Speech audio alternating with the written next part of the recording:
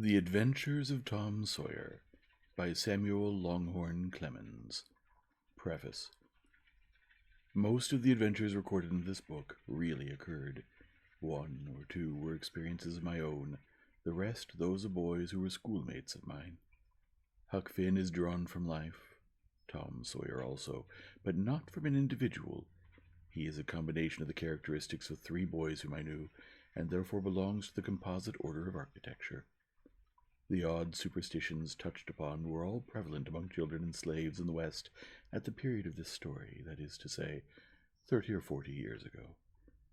Although my book is intended mainly for the entertainment of boys and girls, I hope it will not be shunned by men and women on that account, for part of my plan has been to try to pleasantly remind adults of what they once were themselves, and of how they felt and thought and talked, and what queer enterprises they sometimes engaged in. The author. Hartford, 1876. The Adventures of Tom Sawyer, Chapter 1. Tom! No answer. Tom! No answer. What's gone with that boy, I wonder? You, Tom! No answer. The old lady pulled her spectacles down and looked over them about the room. Then she put them up and looked out under them. She seldom or never looked through them for so small a thing as a boy. They were her state pair, the pride of her heart, and were built for style, not service. She could have seen through a pair of stove lids just as well. She looked perplexed for a moment, and then said, not fiercely, but still loud enough for the furniture to hear, "Well, I lay if I get hold of you, I'll—" She did not finish, for by this time she was bending down and punching under the bed with the broom, and so she needed breath to punctuate the punches with. She resurrected nothing but the cat. I never did see the beat of that boy. She went to the open door and stood in it, and looked out among the tomato vines and jimson weeds that constituted the garden. No Tom. So she lifted up her voice at an angle calculated for distance and shouted, "You, Tom!" There was a slight noise behind her, and she turned just in time to seize a small boy by the slack of his roundabout and arrest his flight. "There! I might have thought of that closet. What you been doing in there?" "None." "None? Look at your hands and look at your mouth. What is that truck?" "I don't know, Aunt." "Well, I know. It's jam, that's what it is. 40 times I've said if you didn't let that jam alone I'd skin you. Hand me that switch." The switch hovered in the air. The peril was desperate. "My, look behind you, Aunt." The old lady whirled around and snatched her skirts out of danger. The lad fled in the instant, scrambled up the high board fence, and disappeared over it. His Aunt Polly stood surprised a moment, and then broke into a gentle laugh.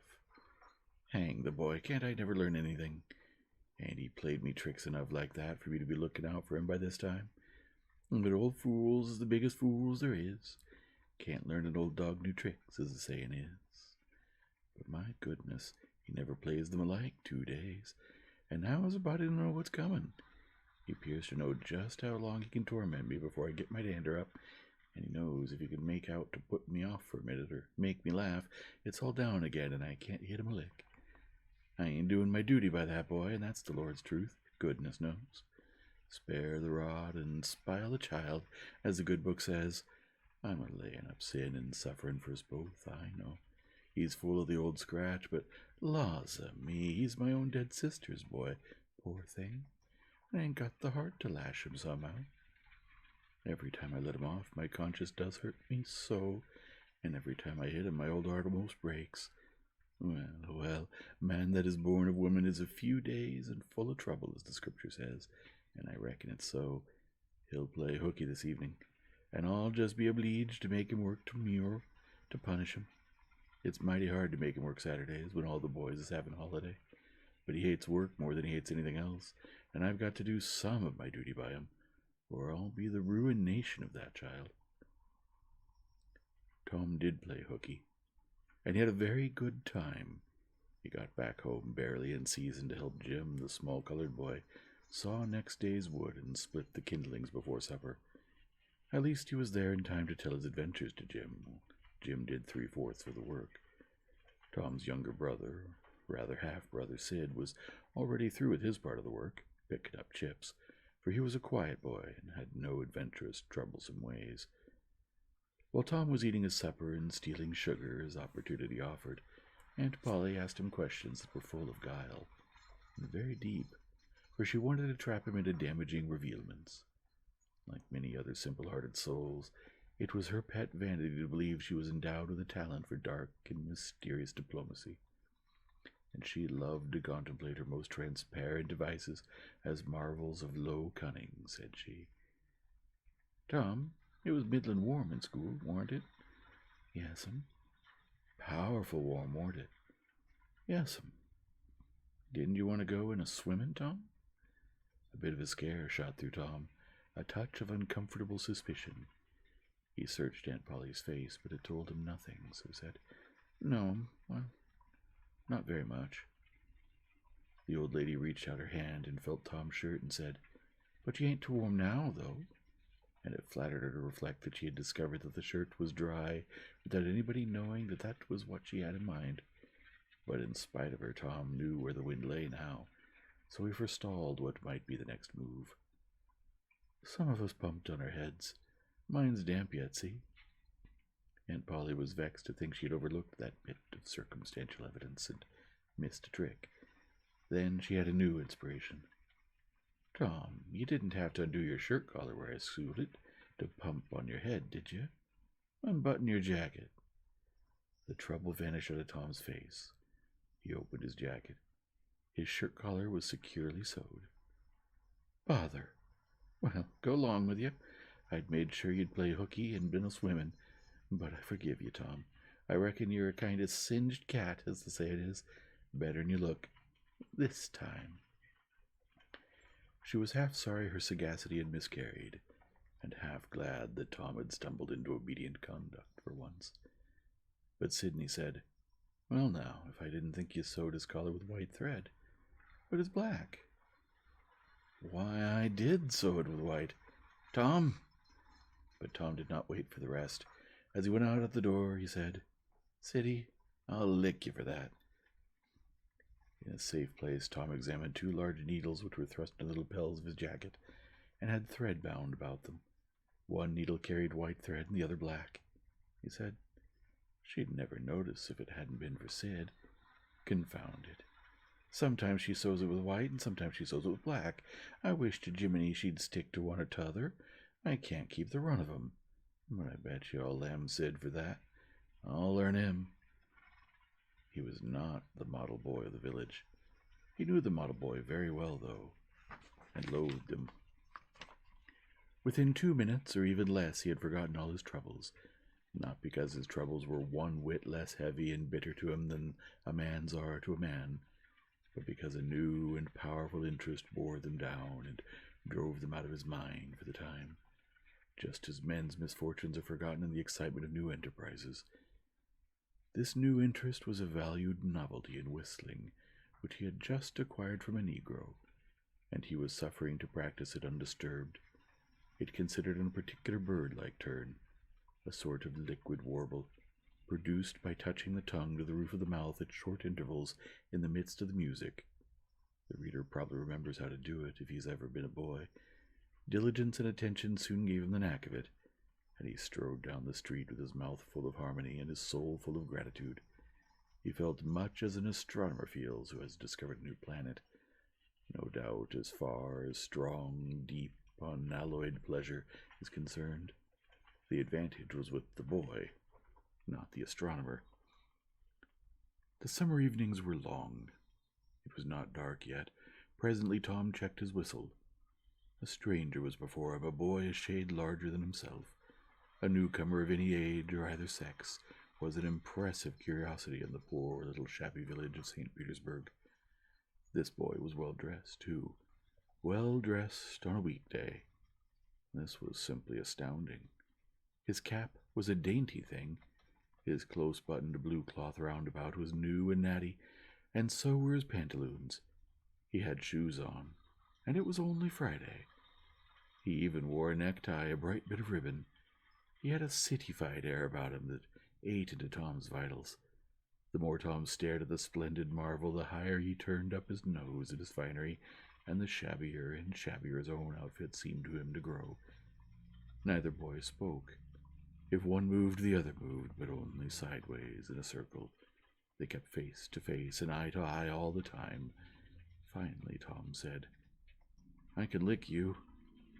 "I'd like to see you try it." "Well, I can do it." "No, you can't either." "Yes, I can." "No, you can't." "I can." "Can't." "Can." "Can't." An uncomfortable pause. Then Tom said, "What's your name?" "'Tisn't any of your business, maybe." "Well, I allow I'll make it my business." "Well, why don't you?" "If you say much, I will." "Much, much, much. There now. Well, you think you're mighty smart, don't you? I could lick you with one hand tied behind me if I wanted to." "Well, why don't you do it? You say you can do it." "Well, I will, if you fool with me." "Oh, yes, I've seen whole families in the same fix." "Smarty, you think you're some now, don't you? Oh, what a hat." "You can lump that hat if you don't like it. I dare you to knock it off, and anybody that'll take a dare will suck eggs." "You're a liar." "You're another. You're a fighting liar and doesn't take it up." "Ah, take a walk. Say, if you give me much more of your sass, I'll take and bounce a rock off in your head." "Oh, of course you will." "Well, I will." "Well, why don't you do it then? What do you keep saying you will for? Why don't you do it?" "It's because you're afraid." "I ain't afraid." "You are." "I ain't." "You are." Another pause, and more eyeing and sighting around each other. Presently they were shoulder to shoulder. Tom said, "Get away from here." "Go away yourself." "I won't." "I won't either." So they stood, each with a foot placed at an angle as a brace, and both shoving with might and main and glowering at each other with hate. But neither could get an advantage. After struggling till both were hot and flushed, each relaxed his strain with watchful caution, and Tom said, "You're a coward and a pup. I'll tell my big brother on you, and he can thrash you with his little finger, and I'll make him do it, too. What do I care for your big brother? I've got a brother that's bigger than he is, and what's more, he can throw him over that fence, too." Both brothers were imaginary. "That's a lie." "You're saying so don't make it so." Tom drew a line in the dust with his big toe and said, "I dare you to step over that, and I'll lick you till you can't stand up. Anybody that'll take a dare will still sheep." The new boy stepped over promptly and said, "Now you said you'd do it. Now let's see you do it." "Don't you crowd me now. You better look out." "Well, you said you'd do it. Why don't you do it?"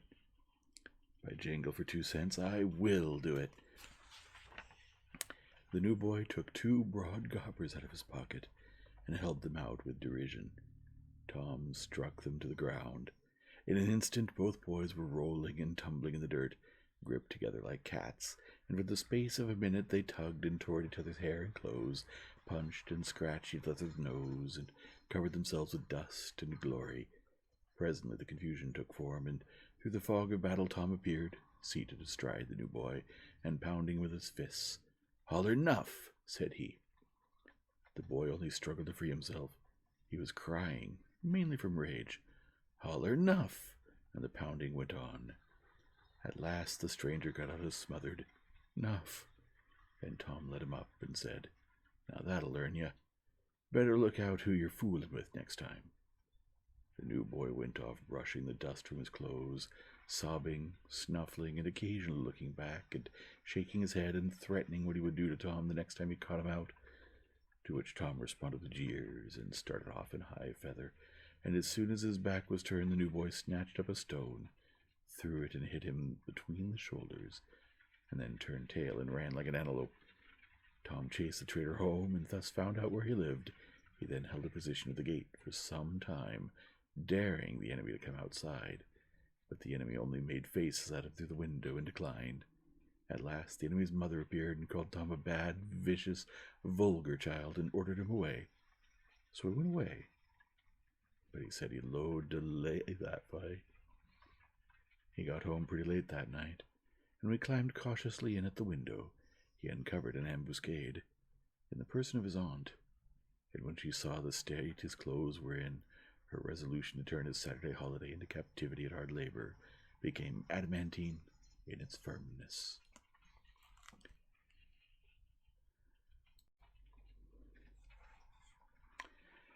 Chapter 2. Saturday morning was come, and all the summer world was bright and fresh and brimming with life. There was a song in every heart, and if the heart was young, the music issued at the lips. There was cheer in every face, and a spring in every step. The locust trees were in bloom, and the fragrance of the blossoms filled the air. Cardiff Hill, beyond the village and above it, was green with vegetation, and it lay just far enough away to seem a delectable land, dreamy, reposeful, and inviting. Tom appeared on the sidewalk with a bucket of whitewash and a long-handled brush. He surveyed the fence, and all gladness left him, and a deep melancholy settled down upon his spirit. 30 yards of board fence, 9 feet high. Life to him seemed hollow, and existence but a burden. Sighing, he dipped his brush and passed it along the topmost plank, repeated the operation, did it again, compared the insignificant whitewash streak with the far-reaching continent of unwhitewashed fence, and sat down on a tree box discouraged. Jim came skipping out at the gate with a tin pail and singing buffalo gals. Bringing water from the town pump had always been hateful work in Tom's eyes before, but now it did not strike him so. He remembered that there was company at the pump. White, mulatto, and Negro boys and girls were always there, waiting their turns, resting, trading playthings, quarreling, fighting, skylarking. And he remembered that although the pump was only 150 yards off, Jim never got back with a bucket of water under an hour, and even then somebody generally had to go after him. Tom said, "Say, Jim, I'll fetch the water if you'll whitewash some."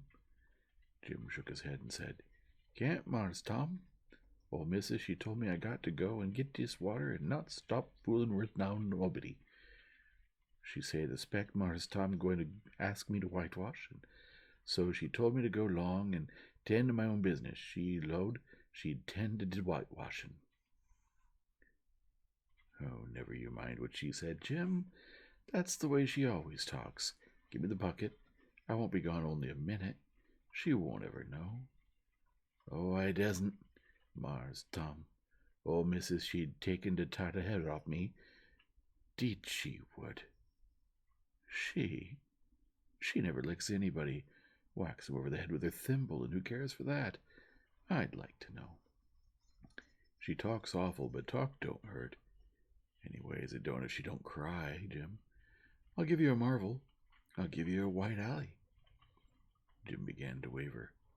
"White alley, Jim, and it's a bully taw. My, that's a mighty gay marvel, I tell you. But, Mars Tom, I's powerful 'fraid, old missus. And besides, if you will, I'll show you my sore toe." Jim was only human. This attraction was too much for him. He put down his pail, took the white alley, and bent over the toe with absorbing interest while the bandage was being unwound. In another moment he was flying down the street with his pail and a tingling rear. Tom was whitewashing with vigor, and Aunt Polly was retiring from the field with a slipper in her hand and triumph in her eye. But Tom's energy did not last. He began to think of the fun he had planned for this day, and his sorrows multiplied. Soon the free boys would come tripping along on all sorts of delicious expeditions, and they would make a world of fun of him for having to work. The very thought of it burnt him like fire. He got out his worldly wealth and examined it. Bits of toys, marbles, and trash. Enough to buy an exchange of work, maybe, but not half enough to buy so much as half an hour of pure freedom. So he returned his straitened means to his pocket and gave up the idea of trying to buy the boys. At this dark and hopeless moment, an inspiration burst upon him, nothing less than a great, magnificent inspiration. He took up his brush and went tranquilly to work. Ben Rogers hove in sight presently, the very boy of all boys whose ridicule he had been dreading. Ben's gait was the hop, skip, and jump, proof enough that his heart was light and his anticipations high. He was eating an apple, and giving a long, melodious whoop at intervals, followed by a deep-toned ding-dong-dong, ding-dong-dong, for he was personating a steamboat. As he drew near, he slackened speed, took the middle of the street, leaned far over to starboard, and rounded ponderously and with laborious pomp and circumstance, for he was personating the big Missouri, and considered himself to be drawing 9 feet of water. He was boat and captain and engine bells combined, so he had to imagine himself standing on his own hurricane deck, giving the orders and executing them. "Stop her, sir! Ting-ling-ling!" The headway ran almost out, and he drew up slowly toward the sidewalk. "Ship up to back! Ting-a-ling-ling!" His arms straightened and stiffened down to his sides. "Set her back on the starboard! Ting-a-ling-ling! Chow! Chow wow! Chow!" His right hand, meantime, describing stately circles, for it was representing a 40-foot wheel.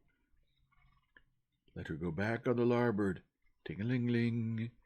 Chow! Chow! Chow!" The left hand began to describe circles. "Stop the starboard!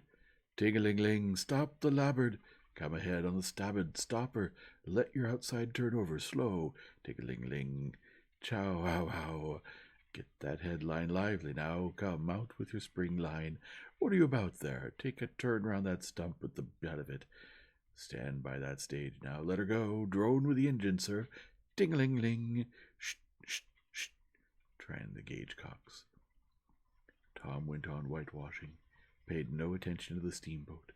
Ben stared a moment and then said, "Hi! You're up a stump, ain't you?" No answer. Tom surveyed his last touch with the eye of an artist. Then he gave his brush another gentle sweep and surveyed the result as before. Ben ranged up alongside of him. Tom's mouth watered for the apple, but he stuck to his work. Ben said, "Hello, old chap. You got to work, eh?" Tom wheeled suddenly and said, "Why, it's you, Ben. I warn't noticing." "Say, I'm going in a swimming, I am. Don't you wish you could? But of course you'd rather work, wouldn't you? Course you would." Tom contemplated the boy a bit and said, "What do you call work?" "Why, ain't that work?" Tom resumed his whitewashing and answered carelessly, "Well, maybe it is, and maybe it ain't. All I know is it suits Tom Sawyer." "Oh, come now, you don't mean to let on you like it?" The brush continued to move. "Like it? Well, I don't see why I oughtn't to like it. Does a boy get a chance to whitewash a fence every day?" That put the thing in a new light. Ben stopped nibbling his apple. Tom swept his brush daintily back and forth, stepped back to note the effect, added a touch here and there, criticized the effect again. Ben, watching every move and getting more and more interested, more and more absorbed, presently he said, "Say, Tom, let me whitewash a little." Tom considered, was about to consent, but he altered his mind. No, I reckon it wouldn't hardly do, Ben. You see, Aunt Polly is awful particular about this fence. Right here on the street, you know. But if it was the back fence, I wouldn't mind, and she wouldn't. Yeah, she's awful particular about this fence. It's got to be done very careful. I reckon there ain't one boy in 1,000, maybe 2,000, that can do it the way it's got to be done." "No? Is that so?" "Come now, let me just try, only just a little. I'd let you if you was me, Tom." "Ben, I'd like to. Honest Injun. But Aunt Polly, well, Jim wanted to do it, but she wouldn't let him. Sid wanted to do it, and she wouldn't let Sid. Now don't you see I'm fixed? If you was to tackle this fence and anything was to happen to it. Oh, shucks, I'll be just as careful. Now let me try. Say, I'll give you the core of my apple." Well, here... No, Ben, now don't. I'm afeard. I'll give you all of it. Tom gave up the brush with a reluctance in his face, but alacrity in his heart. And while the late steamer Big Missouri worked and sweated in the sun, the retired artist sat on a barrel in the shade close by, dangled his legs, munched his apple, and planned the slaughter of more innocents. There was no lack of material. Boys happened along every little while. They came to jeer, but remained to whitewash. By the time Ben was fagged out, Tom had traded the next chance to Billy Fisher for a kite, in good repair, and when he played out, Johnny Miller brought in a dead rat and a string to swing it with, and so on, hour after hour. And when the middle of the afternoon came, from being a poor, poverty-stricken boy in the morning, Tom was literally rolling in wealth. He had, besides the things before mentioned, 12 marbles, part of a Jew's harp, piece of blue bottle glass to look through, a spool cannon, a key that wouldn't unlock anything, a fragment of chalk, a glass stopper of a decanter, a tin soldier, a couple of tadpoles, 6 firecrackers, a kitten with only one eye, a brass doorknob, a dog collar, but no dog, the handle of a knife, 4 pieces of orange peel, and a dilapidated old window sash. He had a nice, good, idle time all the while, plenty of company, and the fence had 3 coats of whitewash on it. If he hadn't run out of whitewash, he would have bankrupted every boy in the village. Tom said to himself that it was not such a hollow world after all. He had discovered a great law of human action without knowing it, namely, that in order to make a man or a boy covet a thing, it is only necessary to make the thing difficult to attain. If he had been a great and wise philosopher like the writer of this book, he would now have comprehended that work consists of whatever a body is obliged to do, and that play consists of whatever a body is not obliged to do, and this would help him to understand why constructing artificial flowers or performing on a treadmill is work, while rolling 10-pins or climbing Mount Blanc is only amusement. There are wealthy gentlemen in England who drive 4-horse passenger coaches 20 or 30 miles on a daily line in the summer because the privilege costs them considerable money, but if they were offered wages for the service, that would turn it into work, and then they would resign. The boy mused a while over the substantial change which had taken place in his worldly circumstances, and then wended toward headquarters to report. End of chapter 2.